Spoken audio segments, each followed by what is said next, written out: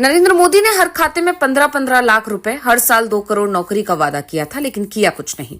ये लोगों को गुमराह करते हैं। जम्मू कश्मीर में आज भी हालात सुधरे नहीं हैं, हमले हो रहे हैं, फिर भी मोदी जी झूठ बोलने में शर्माते नहीं हैं, क्योंकि वो झूठों के सरदार हैं। वो सिर्फ झूठ बोलते हैं, बहुत ही सफाई के साथ झूठ बोलते हैं।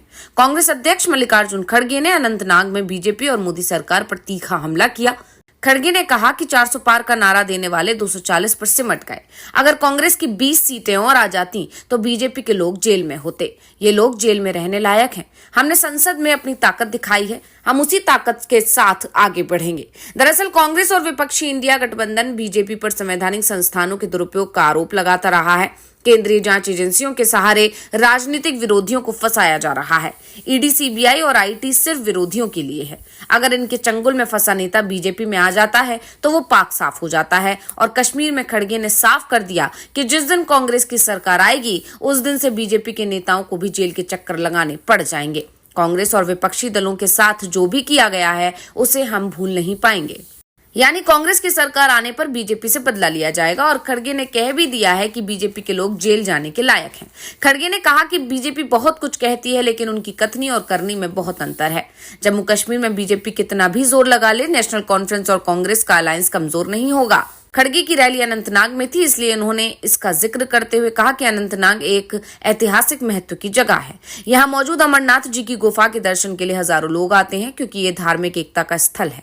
आज बीजेपी यहाँ के लोगों को धर्म के नाम पर बांटने की कोशिश कर रही है, लेकिन वो कभी कामयाब नहीं होंगे।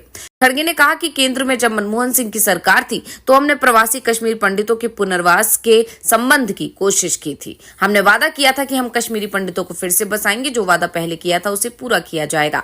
उन्होंने कहा कि अन्य पिछड़ा वर्ग को भी संविधान में निहित उनके अधिकार मिलेंगे। कांग्रेस अध्यक्ष ने इस दौरान कांग्रेस की 5 गारंटियों का भी ऐलान किया। खड़गे ने कहा कि केंद्र शासित प्रदेश में कांग्रेस नेशनल कॉन्फ्रेंस गठबंधन के सत्ता में आने पर महिला उद्यमियों के लिए 5 लाख रुपए का ब्याज मुक्त ऋण और हर परिवार को 25 लाख रुपए का स्वास्थ्य बीमा दिया जाए। कांग्रेस ने कहा सरकार परिवार की महिला मुखिया को हर महीने 3,000 रुपए देगी। इसके अलावा उन्होंने सार्वजनिक वितरण प्रणाली के माध्यम से प्रति व्यक्ति 11 किलोग्राम अनाज देने का प्रावधान बहाल करने का भी वादा किया है।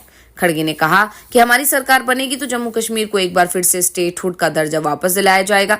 दरअसल कांग्रेस को उम्मीद है कि इस बार जम्मू कश्मीर विधानसभा चुनाव में उसका गठबंधन आसानी से जीत हासिल कर लेगा। खासतौर पर कांग्रेस में इस गठबंधन को बीजेपी से किसी तरह की चुनौती मिलती नहीं दिख रही है। जम्मू में जरूर बीजेपी मुकाबले में दिखाई दे रही है, लेकिन बीजेपी के नेता यही बात मानकर चल रहे हैं कि उनकी पार्टी इस बार सत्ता में नहीं आ पाएगी, क्योंकि मुकाबला सीधा है।